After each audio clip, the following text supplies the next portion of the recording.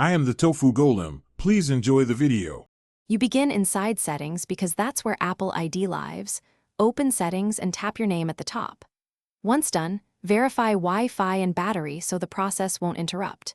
Make sure you remember your Apple ID and password. You'll need them to turn off Find My and sign out. If you prefer, create a quick backup now.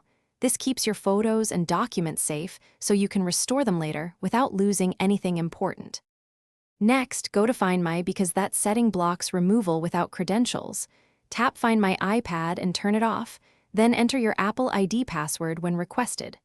Once Find My is disabled, go back to the Apple ID summary and choose Sign Out. The system asks whether to keep a local copy of contacts and other data, so choose based on your backup plan. Finally, when asked, enter the iPad passcode to confirm. This ensures activation lock is removed and the device detaches from your account. To finish, check that Settings no longer displays your name and that iCloud sync is off. That confirms the account was removed.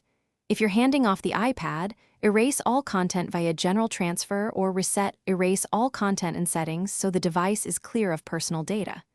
If something goes wrong, like the password is rejected, first reset your network, then try signing in on Apple.com to manage the account or